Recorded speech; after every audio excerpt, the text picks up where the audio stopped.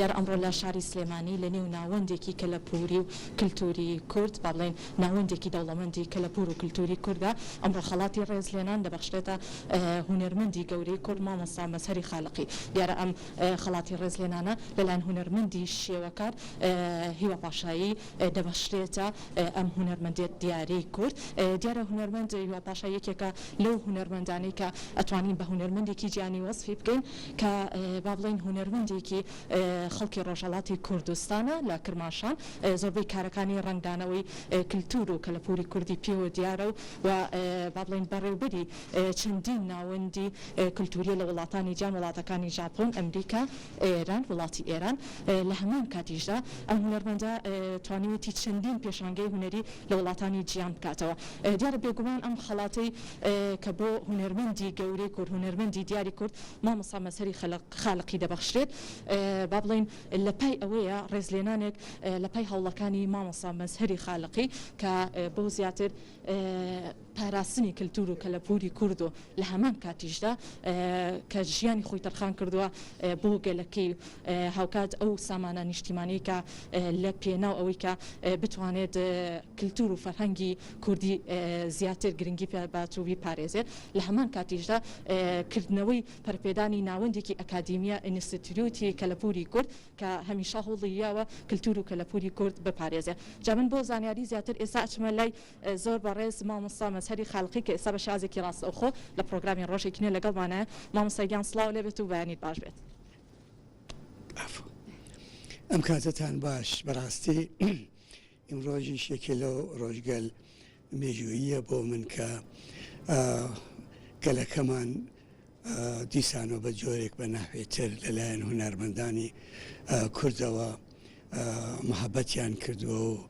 و دیسان یادیان کردووم. ئەو محەبەتێکە ئیمڕۆژ ئەیبینم پێم وایە یەکێ لەو محەبەت و خۆشەویستی نمونەیە کە لەناو کووردا لەناو هونەرمەندانی کووردا باوە. من سپاسی کاک فەرزا دەکەم کە بە نوێنەرایەتی هەموو هونەرمەندانی کرماشان، موزیسیەنەکان و هەروەها هونەرمەندە گەورەکانی کورد وەکو جەنابی شەهرام نازری و هەروەها مامۆستای گەورە ئاغای لاونەوەکەم لە بیر چێتە ئاغای مرادی. خۆشبەختانە ڕۆژێکی زۆر مێژوویی ئیمڕۆژ هەست دەکەم کە دیسان منیان یاد کردووە و هیوادارم کە ئەو حرەکەتە ئەنتلێکتوێلیە و حرەکەتە هونەریە کە ئیمڕۆژ لە کوردستانی لە هەموو پارچەکانی کوردستان وجودی هەیە بەم شێوەیە بەردەوام بێت. بە تایبەت ئێمە ئیمڕۆژ بە دنیا ئیسباتمان کردووە کە گەورە پیاوەکانمان لە زانکۆ گەورەکانی عالەم لە ناسا وجودیان هەیە و ئەمە شانسێکی هەرە گەورەیە کە دنیا بزانێت کە حتا خۆمانیش بزانین کە ئێمە قەدر و قیمەتێک لە لایەن فەرهەنگیەوە و ئینسانیەوە کە ئێمە هەمانە کەمتر لە هیچ ملەتێکی تری دنیا نییە. دیسانەوە من سپاسی بەڕاستی ڕەسام و هونەرمەندی گەورەی کورد بەڕێز هیوا دکتۆر هیوا لە شاری لۆس ئانجلسی ئەمریکا کە منی یاد کردووە و زەحمەتی شاو ڕسمێکی منی بۆ نردوم بۆ ئەو ڕسمە بۆ گەورەیە کە ئەم هەموو ڕێگا لە ئەمریکاوە بینێرن و ئیمڕۆژ لە دەستی منابێت. منیش تابان هەدیەکەم بە ئینستیتیوتی کەلەپوری کورد و هەدیەکەم بە ملەتەکەمان. ئەمانە ئەو شانسەیە کە من هەمە لە عمرماوە بۆتە ئەوەی کە ژیانم بە خۆشی و ڕاحەتی بڕوات بە پاڵپشتی و تەشویق و محەبەتی ئەم هونەرمەندە گەورانە. و ئەوەی پاشایی بەڕاستی ئەبێت ببێت بە یەکێ لەو نمونانە چون گەنجێکی ڕووناکبیری کووردە ئێستا لە ئەمریکایە بەس شغڵی و کاری و اختصاصی جلوبەرگی ژنی کورد ئەزەمەتی کچی کورد و هەروەها ئەو ئاسەوارەی کە مرۆڤی کورد لەبار ئینسانیەوە هەیە بۆ لە کۆمەلگای خۆیان و ئیمڕۆژیش لە کۆمەلگای جیهانیە خەریکن تەسبیتیەکەن ئەمانە فەخرێکە کە هونەرمەندانی کورد ئیمڕۆژ لە دنیا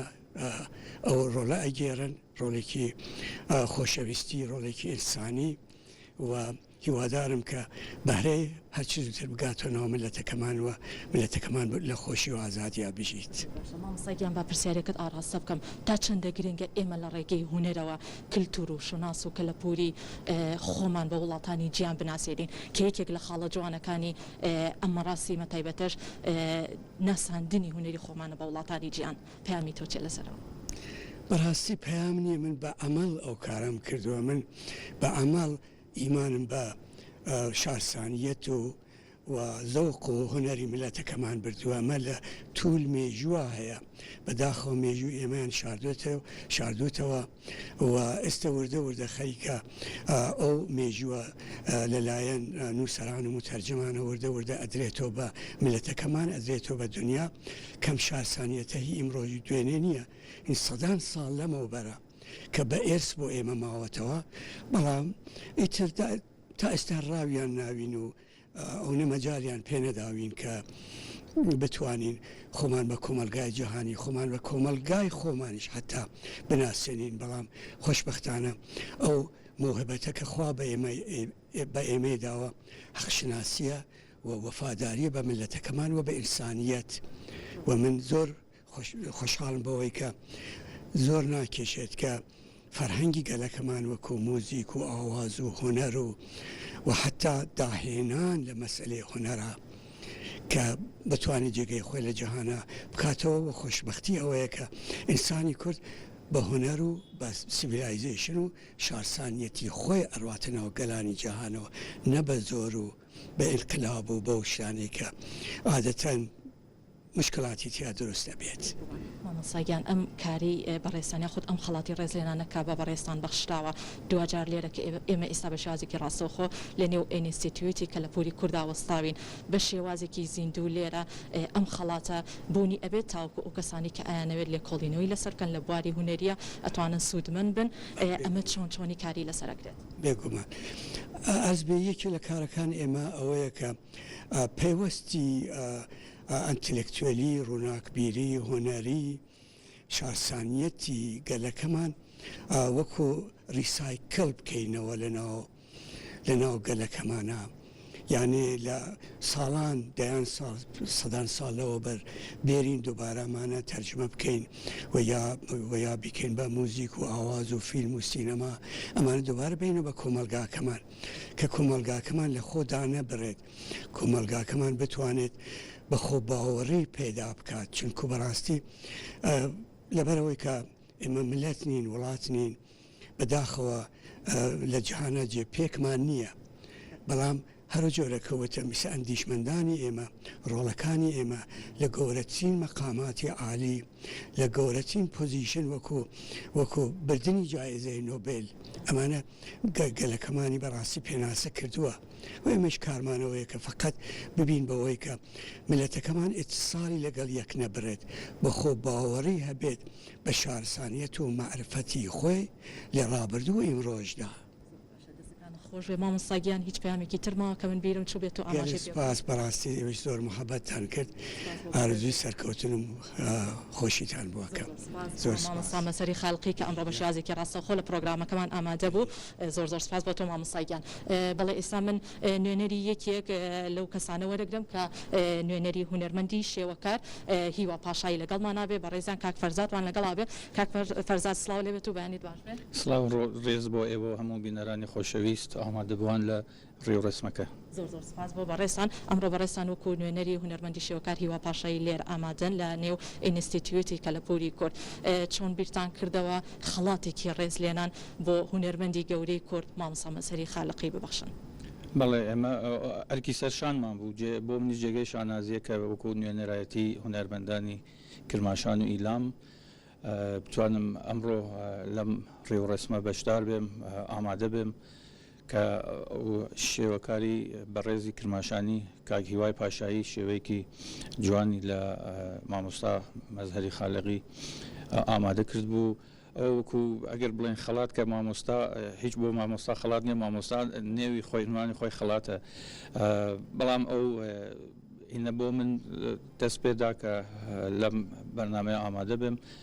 پێشکەشی مامۆستا و پێشکەشی میلەتی کورد بکەم هەمومان نەزانین مامۆستا خالقی مڵکی هەموو گەلی کوردە تایبەت بە کرماشان و سنە و سلێمانی نییە بەڵام یەک شت هەیە کە خەڵکی کرماشان سوودمەند بوون زۆرتر لە گەلی کورد ئەوە پارچەکانی تر چونکە مامۆستا ژیانیان لە کرماشان بووە لە باشترین دەورەیە کە رادیۆ تەلەڤیزیۆنی کرماشان بەرهەمەکانی ئینتاژ بە دروست کراوە یعنی لە رادیۆ تەلەڤیزیۆن لای هونەرمەندەکانی کۆنی کرماشان لە کاتێک بووە کە مامۆستا خالقی بەڕێوەبەر و مدیریکی گەورە بوون ینی لەو بوارە گەلی کرماشان زۆر سوودمەند بوون بۆ بە بوونی مامۆستا خالقی لە کرماشان ئەوش بۆ هەموو گەلی کرماشان جێگەی شانازیە دەسەکانە خۆشێت ئەم خەڵاتی ڕێزێنانەش کە ئەمڕۆ بە شازێکی ڕاستەوخۆ بە ئامادەبوونی چەندین هونەرمەند چەندین کەسایەتی لێرە ئامادە بوون ئەمە ئەبێتە ئەوەی کە ئێمە بتوانین شوناسی کەلەپوری خۆمان کللتوری خۆمان بە وڵاتانی گیان بناسێنین دواپیامی تۆ لەسەر ئەوە بڵێ زۆر سپاسەکەم لە ئێوەی بەڕێز لە مامۆستا کە ئەم مەجالیەدا کە ئێمە پێمان خۆش بوو کە ڕێوەڕسمەکەی زۆر گەورە بێت یعنی لە شانی مامۆستا بێت بەڵام بوونی کۆرۆنا و ئەنجامی پرۆتۆکۆلەکانی تەندروستی ئەو ئیجازەیە نەدا زۆر سپاسی مامۆستا و ئەنستیتۆکەین کە ئەم مەجالیانە بۆ ئێمە دانیاوە هەروە هونەرمەندانی هاوڕێم کە ئامادە بوون لە بەرنامەکە کاک ئەتاقە لەداخیوە کاک شێرکۆ تالب کە منیان هاوڕێتی کرد ئەمانیش وەکو برادەرانی هونەرمەندانی کرماشان و ئیلام هەر دەتوانم بڵم بە نوێنەرایەتی هونەرمەندەکانی کرماشانە یەک خاڵم بێش و ئێوە یەک خەڵاتی ڕێزلێنانتان هێناوە یاخود دوو خەڵات بوو یەک خەڵات تایبەتە بۆ مامۆستا پێنج شێوەیەکی تریژ هەیە کە ئەویش پێشکەش کراوە بە ئەنستیتۆ هەندێکیش کتێبە کە کتێبەکە لە پێشانگەکانی هەر هونەرمەند هیوا پاشاییە ئەوش پێشکەش کراوە بە مامۆستا کەتر کەی مامۆستا بهێنین ئەنستیتۆ هێن هەموو گەلی کوردە زۆر سپاس بۆ بەڕێستان سپاس بۆ بەڕێز کاک فەرزاد کابڕێزیان وەکو نوێنەری هونەرمەندی شێوەکاری هیوا پاشایی کە ئەمڕۆ بە شێوازێکی ڕاستەوخۆ لەم ڕێوە ڕسمە لە مەراسیمە لەگەڵمان نبوو بێگومان هەمومان هونەرمەندی گەورەی کورد مامۆستا مەسەری خالقی ئەناسین کە هەمومان ئەزانین کە یەکێک بۆ لەو هونەرمەندانی کە ئەزمونێکی باشی هەبووە خاوەنی چەندین شاکاری جوانی گۆرانیە کە بێگومان یەکێک لەو هەوڵانە یاخود یەکێک لەو ئامانجەیەی کە مامۆستا مەسەری خالقی ویستوێتی پێی بگات دامەزراندنی ناوەندێکی ئەکادمی کللتوریە بۆ پاراستنی کللتور و کەلەپوری کورد بێگومان ئەم خەڵاتی ڕێزلێنانەش کە ئەمڕۆ بە شازێکی ڕاستەوخۆ لێرەدانراوە لە پشتیشمەوە دیارە یەکێک ئەبێت لەو خەڵاتانەی کە لە نێو ناوەندێکی ئەکادمی وەکو ئینستیتیوتی کەلەپوری کووردا دائەنرێت تاوەکو هەمووان لێکۆڵەرەوان توێژەران یاخود ئەو کەسانی کە لە بواری هونەریە کار ئەکەن بتوانن سوودمەند بن لە تەواوی ئەو کارە هونەریانەی کە گەلی کورد خاوەنیەتی و ئێمە توانی بیناسێنین بە وڵاتانی گیان